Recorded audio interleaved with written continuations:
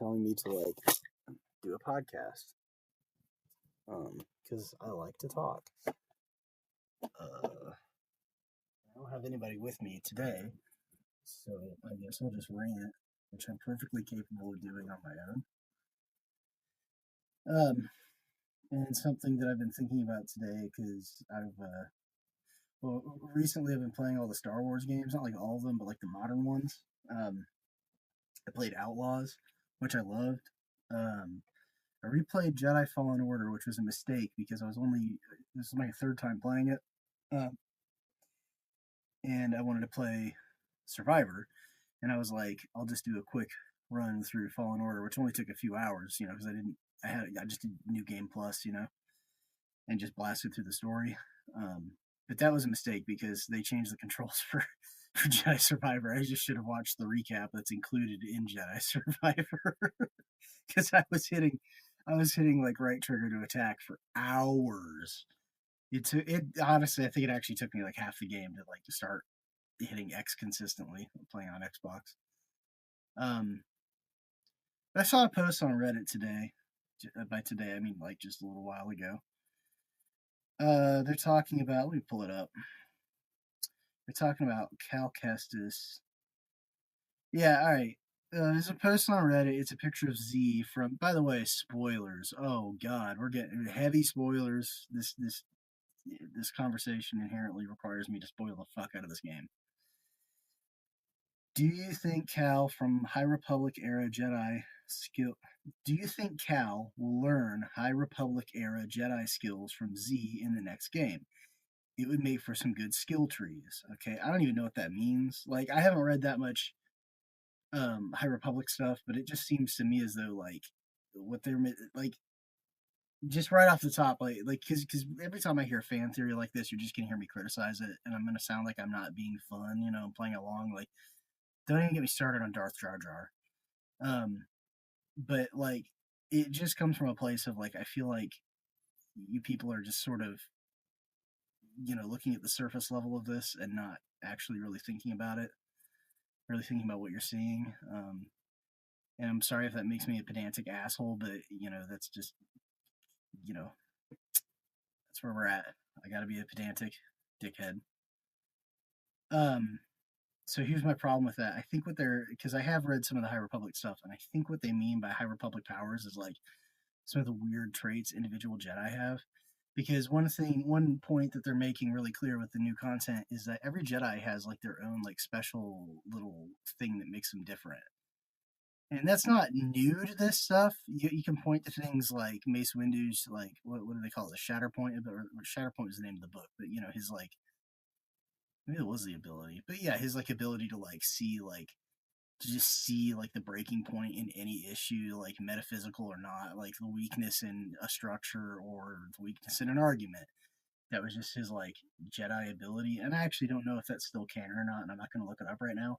But it's a great example of what I'm talking about. Because here's another example of that: Cal's ability to slow time, which isn't actually slowing time. He's actually slowing people, or I guess we'll just say organisms. In some cases, robots. So things that can move, right? Actually, yeah, it is things that can move because you can also, yeah, right. The things in the environment where you're slowing stuff down with that power.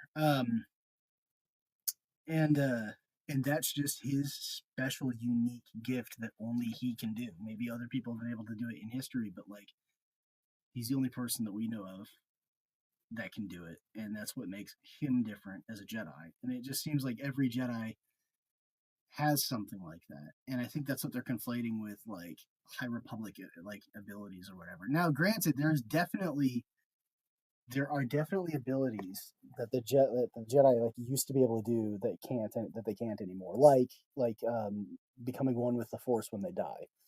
I think that maybe and we'll probably get some of this in the first Jedi movie. But for me, I don't know if I'd call this headcanon, more like a fan theory, but yeah, maybe at some point they could do that. Because remember, the Jedi have been around, and this is canon, for 25,000 years. There's a lot of lost history there.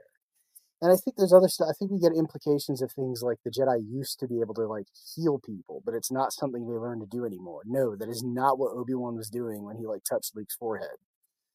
You know, that's like his way of doing vital signs. He does the same thing to Padme. He's not healing them. He's like using the Force to sense whether they're like alive or not. Did I read that in a book? No. Would I be surprised to find it in one? No. Um, Again, so yeah, call it a fan theory if you want. Disagree with me if you want, but that's always been my read on that. Um, and like a little background on me, I'm almost 40, and I was introduced to Star Wars when I was a little kid.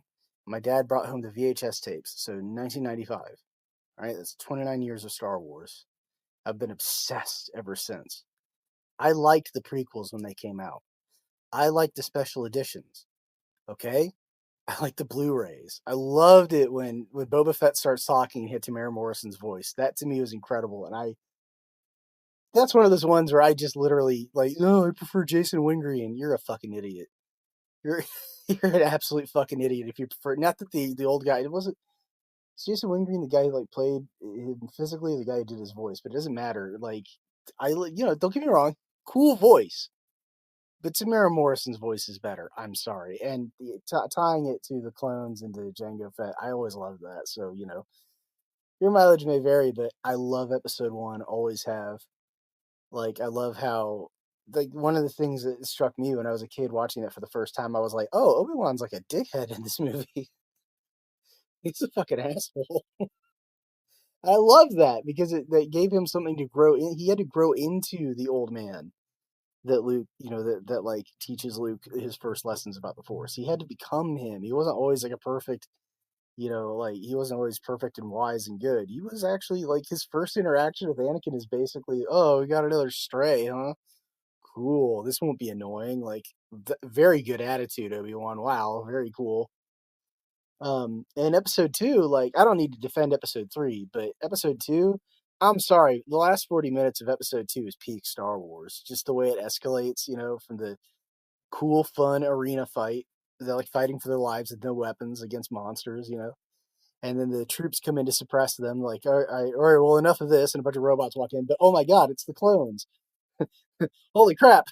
And then like this breaks out into a full scale battle, like on something of the scale we have not seen in Star Wars up until that point. If you're watching in either order, really, if you're watching from, by the way, my official opinion is if you're showing somebody Star Wars for the first time, 1 through 6, no stops, no breaks, no Clone Wars, no Rogue One.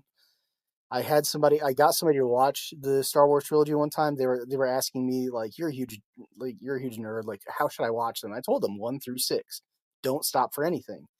I caught up with him like a week later, and I was like, "Did you like which one are you on?" I expected him to say like maybe two. And he was like, "Actually, I'm like halfway through Rogue One," and I'm like, "What do you mean?" And he's like, "Okay, well, I watched 1 and 2 and 3 in like 3 days." I was like, "Right, right."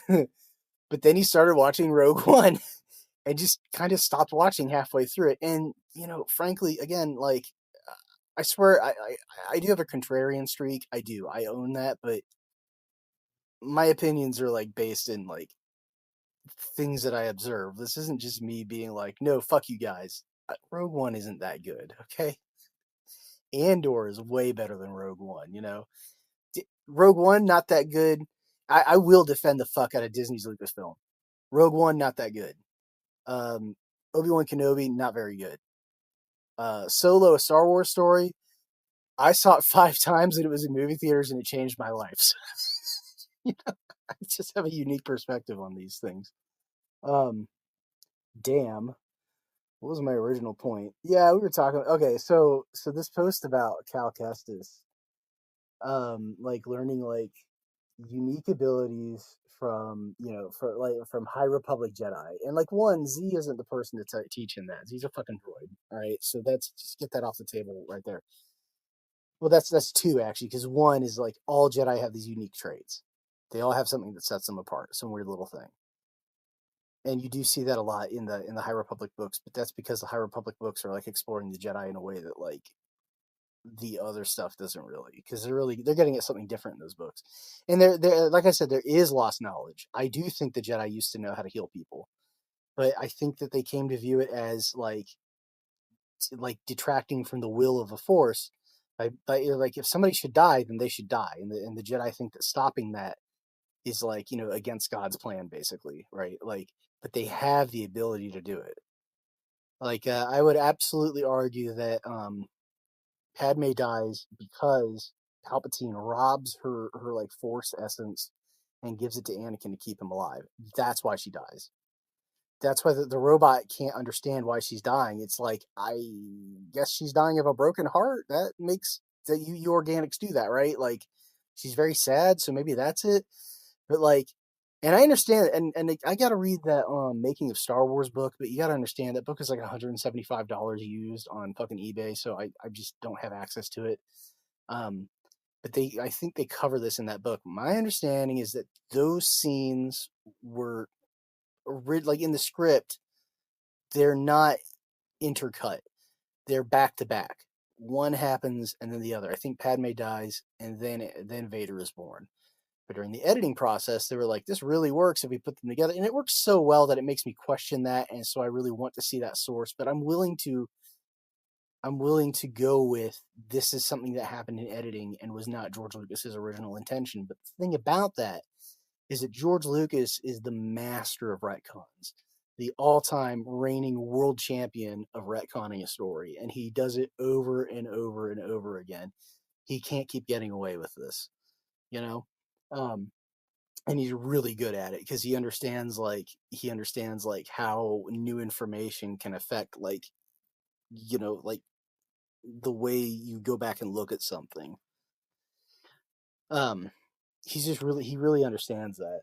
So I can buy that this was intentional from the beginning. I can also buy that it's an accident of editing and then he kind of realized something. But regardless of how the scene originated, let's look at an episode of the Clone Wars where Anakin and Ahsoka and Obi-Wan all go to this Force planet, Mortis, and they meet these like Force spirits that are like the Force sort of personified, right?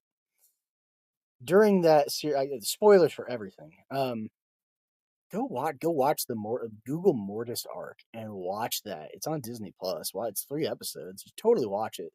Very cool stuff.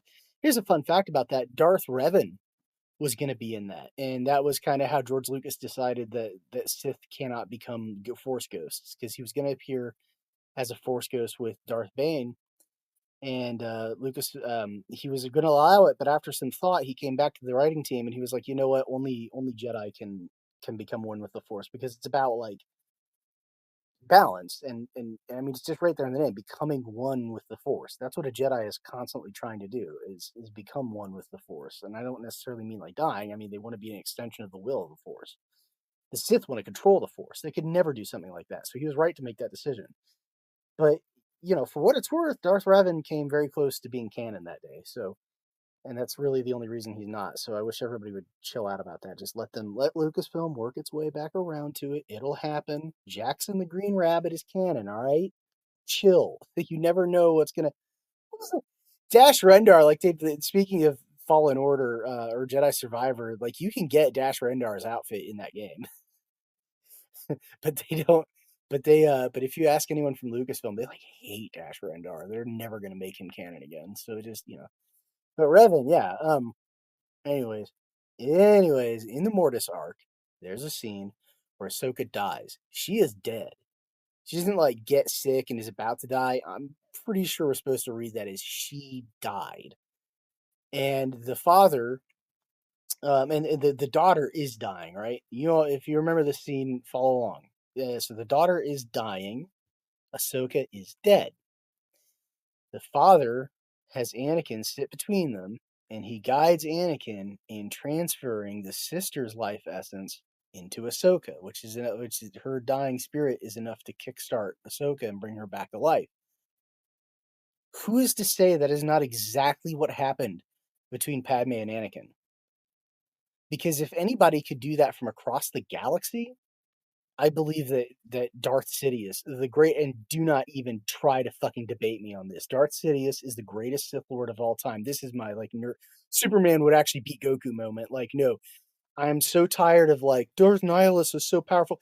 Darth Sidious knows everything Darth Nihilus knew and 100 times more. Okay, y'all don't get that. Darth Sidious was the culmination of more than 10,000 years of Sith, or more than 1,000 years of Sith teaching. Okay. Also, in fact, given the events of Episode 9, a movie I liked, I'd even say that like I'm willing to go so far as to say I think Darth Sidious might actually be Darth Revan. But that's a good story for another time, right? Okay, sorry. But um, okay, so God damn, where was I? Uh, uh, uh, um, Darth Revan. Okay, yeah, right. Okay, yeah. And I think that kind of to kind of bring it back around to what we were talking about, like force powers and stuff. Um, I think that sort of proves that like a lot of force abilities are very neutral. Like I don't think choking someone is like necessarily a dark side power, especially because we see Luke do it, but he uses it as a threat. And it's really not that different from like physically twisting someone's arm or something like that. This is the way he does it. He does it to those Gamorrean guards at the beginning of episode 6, where he's just like, "Get out of my way, or I'm going to choke you," and they get out of his way. You know what I mean? Like that's he didn't like kill them, you know, and they were hardly innocent people, right? So I don't think that like choking someone is necessarily an evil act.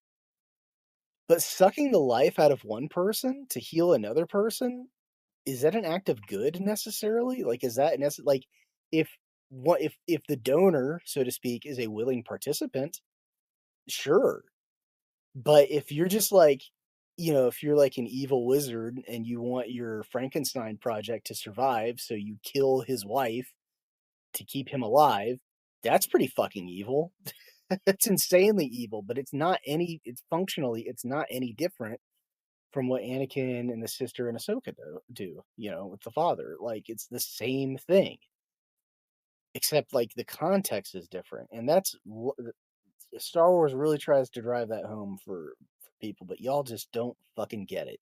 I don't think you want to get it, but I'm not. I'm sorry. I don't want to like lecture you, the listener. I'm really hoping you're listening to me and you're like on my side. I understand that you're almost certainly not just mathematically Star Wars fans.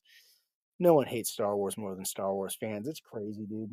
It's crazy. I'm actually like relieved when I meet somebody who doesn't like Star Wars because it means they don't have to talk about it or defend it. I don't have to defend it, but it's just tough to like sit. People have a conversation with you and they just assume that you also hate episode one. It's like, no, I actually really liked episode one, and I watch it like for fun sometimes because it's like a good movie that I actually enjoy. Um, so call me defensive or whatever, but like it is tough, like really liking something and being surrounded by people who say that they like the thing that you like, but all they talk about is how much they hate it. That's very difficult for me to deal with. So forgive me. Okay. Anyways, whatever. Bringing this back to a third Jedi Fallen Order game. So at the end of here's where let's get back into spoilers. At the end of Jedi Survivor, Cal gives into the dark side. And remember how we were talking about these games are brilliant, by the way. I thought they were fun and interesting, but like I said, I've played the first one 3 times now, and then playing the second one through, and I had watched I'm broke as shit. That's why I'm recording this. I'm hoping maybe I can like make some money doing this. That'd be very nice because I am out of ideas. But the in I watched somebody play Jedi Survivor after it came out. I watched like a no commentary let's play on YouTube, so I already knew the story. But I just got to play it for myself a few weeks ago, and so I'm very familiar with the story of both games. Is what I'm getting at. And actually sitting down and playing it for myself, a bunch of stuff started to connect that didn't connect when I was just watching it. Cal's ability to like freeze people in place doesn't get replaced by his rage. It becomes enhanced by it because he's doing the same thing, except now he's like, because he's giving into his anger, his attacks are more powerful. Okay. So you're combining, but he is slowing people down just like he was, not just like he was before, but it's clearly an evolution of that power. It's not like some kind of replacement. He's slowing everyone else down and then ripping them apart with his anger. And this is the reason I'm talking about this is because one of the comments in this Reddit thread was like, okay, hold on a second. Um, um, I'm so sorry. This is dead air. Look, basically somebody said that. Here we go. Cal can remain a Jedi while using. I wish Jedi 3 allows for some dark side powers with choke and lightning, like choke and lightning. I got good news for you, buddy. Cal can remain a Jedi while using these powers. Like Marin said, fire left unchecked will consume you, but in the right amount, it will keep you warm through the night. Even Luke uses choke crush in Return of the Jedi and the Mandalorian after all. Mandalorian. Oh yeah, he does. Yeah, he crushes the. Yeah, right. Okay, I agree as far as choking and crushing goes. Again, like, if I twisted a guy's arm to like let me through to where my friend is being imprisoned, I don't think that's an act of evil.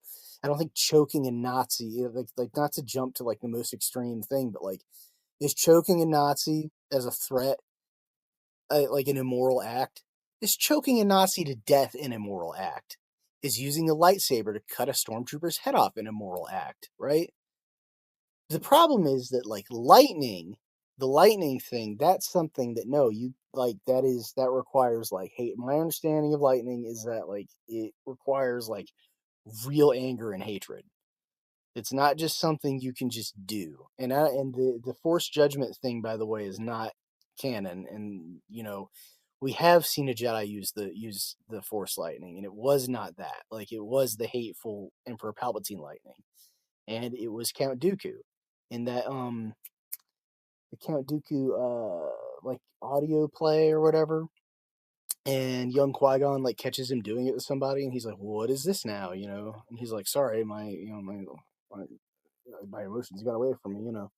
And they roll with it, but like, yeah, clearly the seeds of like something bad within Count Dooku. Um, and that's what I'm getting at. Okay, you can't like start like Star Wars is very clear that you can't start down the dark path without like going all the way. There's no halfway. You have to like violently turn yourself around, or you're just going to keep slipping. That's entirely the point of Star Wars.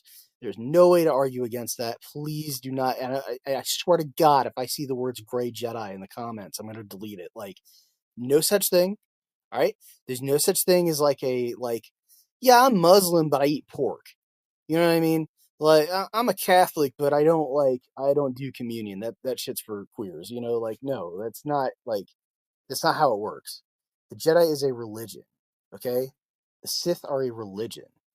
You are either in the religion following the rules or you're not. There's no gray Jedi. Yes, there are Force users who are like neither Jedi or Sith who do walk the line. But the point Star Wars is constantly making is that like there's not really any walking the line. You will tilt to one side or the other. You will. You have to. And once you start straddling the line, the gravity towards going to the dark side is way stronger than like going back to the light. It's about temptation, you know what I mean? Like, and power.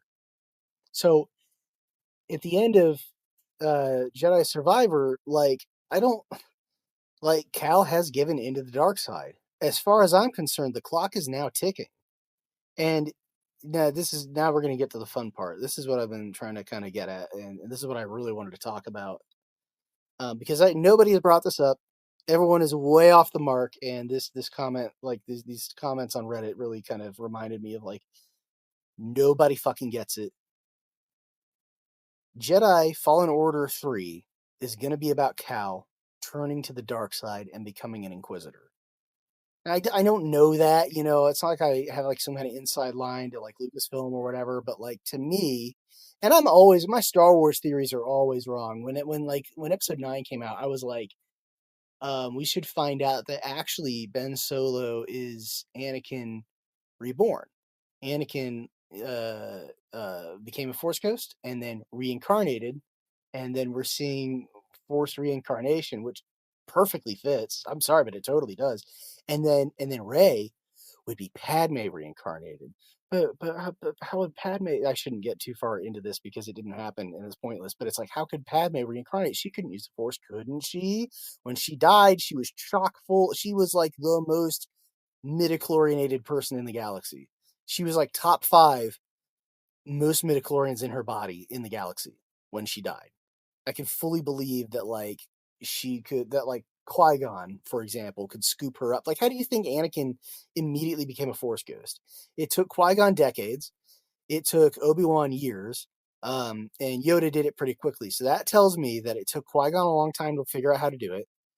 He kind of helped. And because of the show Obi-Wan Kenobi, we know that he was able to do it like before the events of Episode 4. So he was able to do it for a while. So I got like a decade.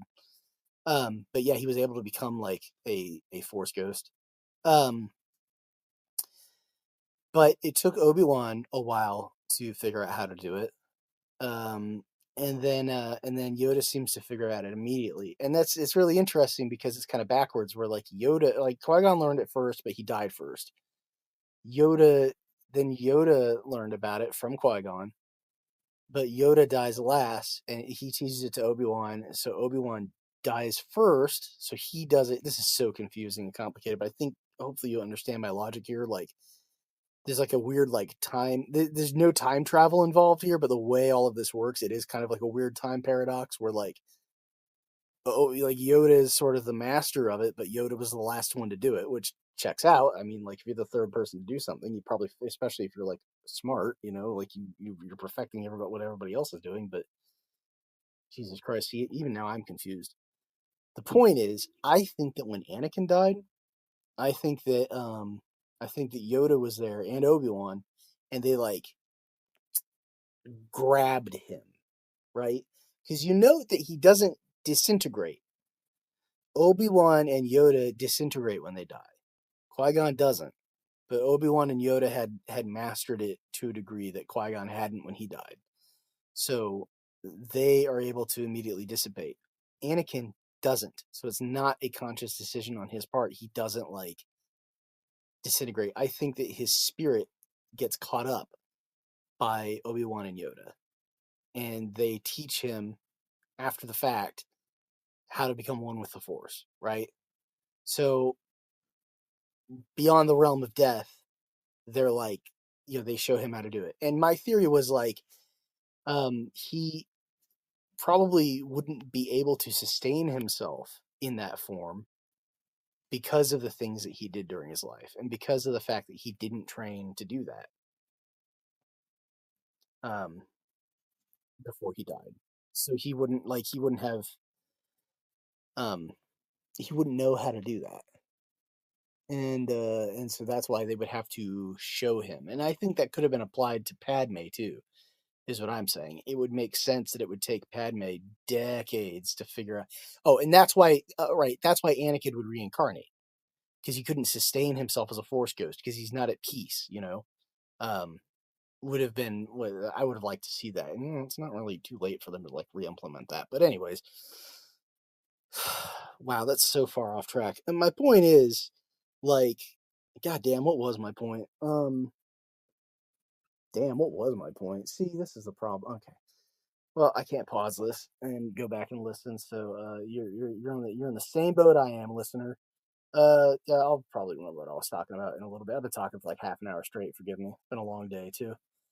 Um, but yeah, okay. Look, the third Jedi Order game is absolutely going to be about Cal falling to the dark side, and his vision from the first game where he becomes an Inquisitor is totally going to come true. Why do I think that? Well, they clearly set him up like I said, he's not going to start going to the dark side and then just not in the third game. And you see it early on too, having played it like a second time, or at least like having watched it once, played it again. It starts real early actually. He's like always mad at BD, kind of with reason. BD is a little troublemaker sometimes, but he's too harsh on BD. He's been through too much. So even by the end of the game, by the beginning of the game, he's already been through a lot, and then by the end of the first chapter, he's been through a lot. He just keeps getting kicked. And he's like on the losing end because he's a Jedi in this time of like no hope for the Jedi. So, like, and so by the end of the game, like, yeah, he really is like on the verge of something bad. So I fully buy the idea that in the third game he will become an Inquisitor, and the new set of Force abilities that you're going to learn for this game are going to be dark side abilities. Maybe lightning, probably not, because I don't see them teaching an Inquisitor how to do that. But I think we all want to do that, so they'll find an excuse to put it in the game. But like, what if Cal was like, what if he was the next Grand Inquisitor? Because remember, the Grand Inquisitor is dead by the time Episode 4 starts, and there's still a good 5 years of Empire left to go.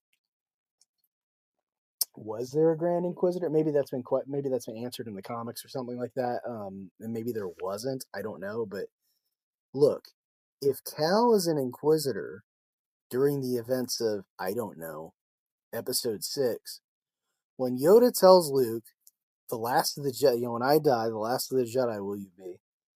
Yeah, Cal Kestis is still alive. He's not a Jedi. He's an Inquisitor.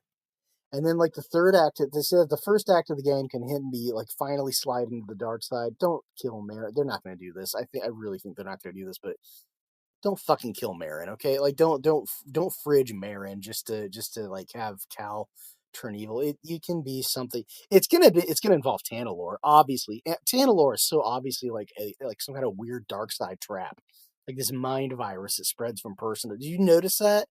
How it went from Dagon to Bode to Cal, this desire to go to this planet, like it went from person to person. Like they didn't like feel it at the same time. Really, it was. I mean, they all kind of wanted it, but like first Dagon really wants it, then Bode really wants it, then Cal really wants it. Like they all there's like this succession of them that it goes through, and it's these people who are powerful in the Force, not just like normal people. It's like this weird siren call from beyond the stars. And I'm sure that I know that's like a reference to something. I'm just not well read enough, but I guarantee there's some goddamn story about like a fucking mystical island that calls to people. You know what I mean? Like, and people kill each other over like to find the map too, that kind of thing. I promise you that's like this game is like referencing something like that. Um, and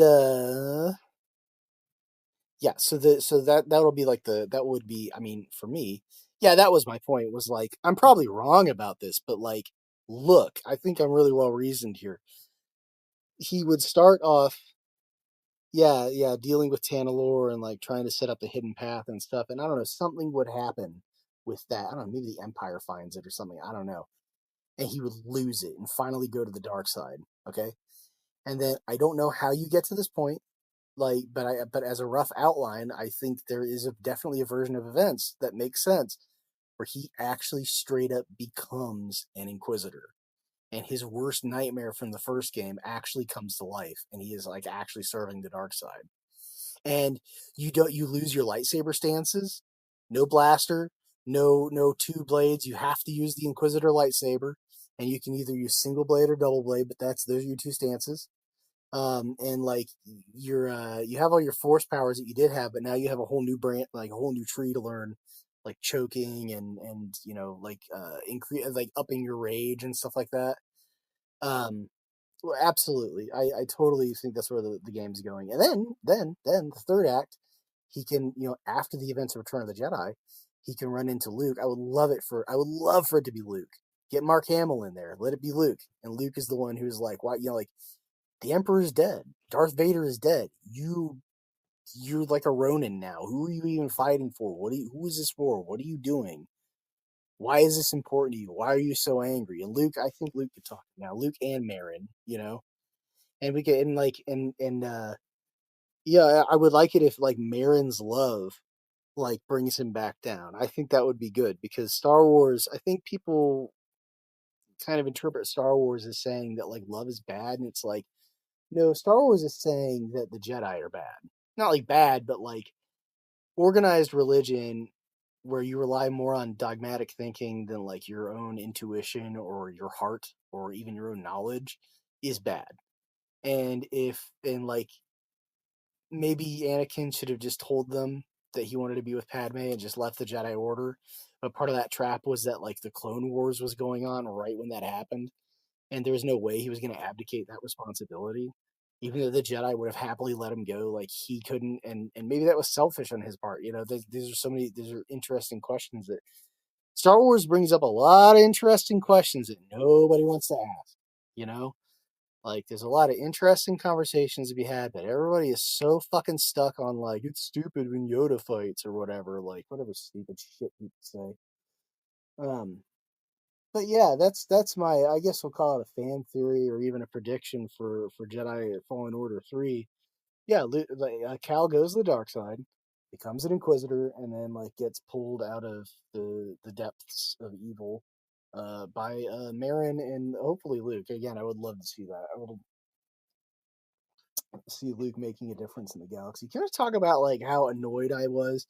This is, I love the Mandalorian, but I did not like Luke showing up in his black outfit. I think he should have moved past that after the end of episode 6. I think he should have started wearing like a brown outfit again. But I don't, I mean, maybe not immediately, but the idea that he's still wearing that outfit like 5 years after Return of the Jedi, I thought that was supposed to signify that he is like dealing with the dark side and dealing with the fact that his father is Darth Vader. I always assumed he was dressing normal after that, but I guess not. I'm not a fan of that. Um, but that's how we would see him in this game because I don't. It can't be too long after. I don't know.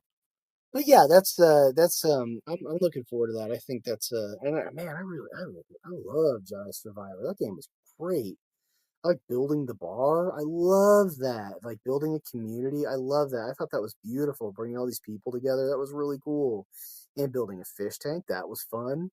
That game is awesome. God, if you haven't played it, I wish I hadn't spoiled it for you because it's actually a really cool story. Go play it. Absolutely, go play that game. I love it. Play the first one.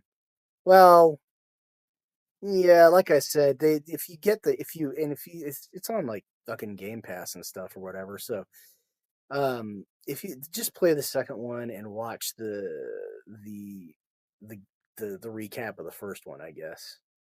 Or the first one's good. It's not, that's not the issue. The first one's good, and I really liked it. And I didn't regret playing it again until I started playing the new one because they changed the controls, and I didn't know they changed the controls, and that really fucked me up. So that's the only reason why I might suggest just watching the recap because it's right there on the main. It's right there. You don't have to do anything. You don't have to go into any sub menu or anything. It's right there under like new game and resume. You know what I mean? It's like resume, new game plus, and then is there a new game plus? Yeah, new game plus, and then um, yeah, Jedi Fallen Order recap or whatever. So yeah, and also while we're at it, Outlaws, amazing, absolutely play Outlaws. Outlaws is so good. Um, but we can talk about that another day. My throat hurts. I'm really tired, and I've been talking for like 40 minutes, and we'll see if anybody even listens to this. But yes, that's those are my two Republic Datari about Jedi Survivor and the potential sequel to that game. Cal joins the dark side, becomes an Inquisitor. We learn more about the Inquisitorius from the inside. We revisit Nur. Imagine revisiting Nur as an Inquisitor, getting off of a ship and like just walking in, you know. And please God, let them start using James Earl Jones's voice. Oh my God, he. That's another. I could talk for a while about this too, and fuck it, let's get some more content in here. As far as that's concerned, this might be controversial, but like, he knew what he was doing. He was a grown ass man. You know, I don't think that's always a good idea to sell, you know, your likeness like that, but this is for a very specific use, which is like just the voice of Darth Vader.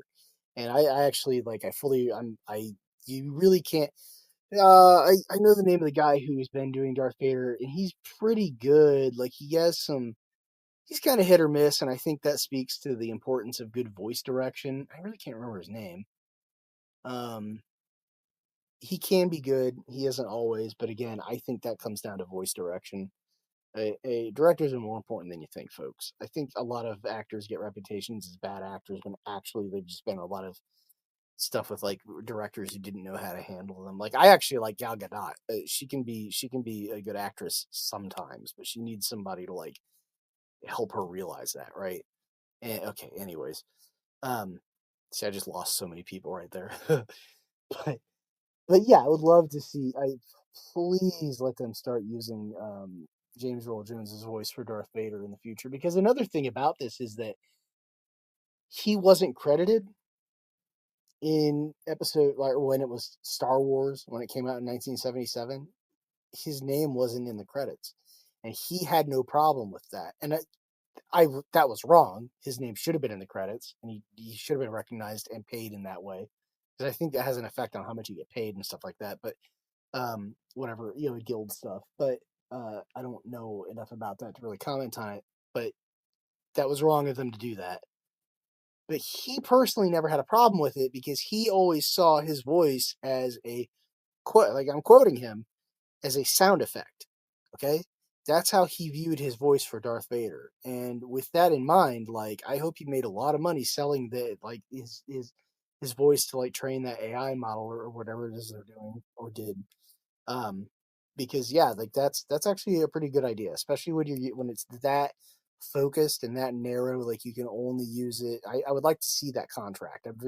Be very interested to have a lawyer go over that with me and show me what it says because like that's like I bet it's something like in fact they probably can't use it for video games. It's probably only for movies. You know what I mean? Like so I don't know, but I really hope that like just for the rest of whenever they're making Star Wars, it's just the James Earl Jones AI voice model because they can absolutely make that sound good. There's no doubt in my mind that they can make that sound perfect. Um, Let the guy, well, yeah, I don't know. Like I was gonna say, like let the guy who's been doing his voice in all the video games, like let him be the basis for it. Let him talk and then map the AI over it. Is that how it works? Can you do that? Like, can you like take my voice, like like Luke? I am no, not Luke. No, I am your father, right? And then like put the AI voice model over that, and then is that how it works? I don't even know. But that's what I was just saying about that guy. He still needs good direction, so never mind. But I don't know. I always thought that was cool, and I would like to see that in the next one. I would like to see that. Oh, that was another thing I wanted to talk about. See, I'm glad I kept rambling because that was it. That was like another thing in Jedi Fallen Order.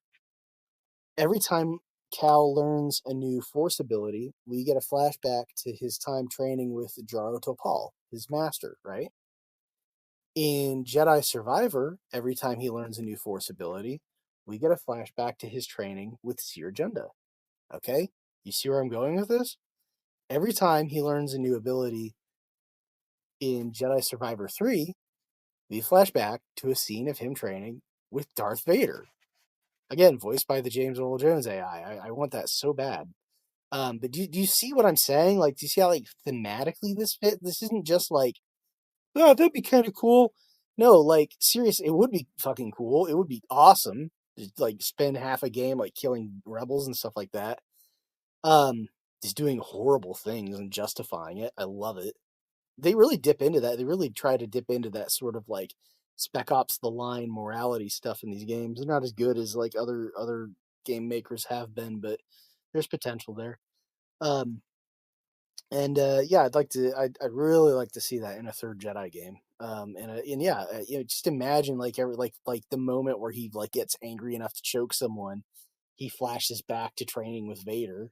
You know what I mean? How great would that be? And then it comes back and it's like hold right button to choke. You know what I'm saying? Like that would be so cool. Like I would love that. I'm absolutely here for something like that. So we'll see. We'll see. I'm very excited for a third game in that series. Very excited for a second Outlaws game. I haven't played Outlaws since the update, and everybody's saying the update is fantastic. So, unfortunately, that's just kind of how video games are these days. Like, I wish it wasn't, but it does seem like a necessity of the business model, and it's been proven time and again that like updates can remake, like, can like truly change a game. Like Battlefront 2. I'm sorry, Battlefront 2 is awesome. If you haven't played Battlefront 2 since it came out I'll play with you. Like that game kicks ass. I love the co-op that they have in there now. That is so much fun. I've played so many hours of that with my friends. The story in that game is good. I was gonna replay it. I might still because I just got on a Star Wars kick. I got my hands on an Xbox. I finally own an Xbox. So I for the first time in years, I used to have like a 360. So if that gives you an idea of how long it's been.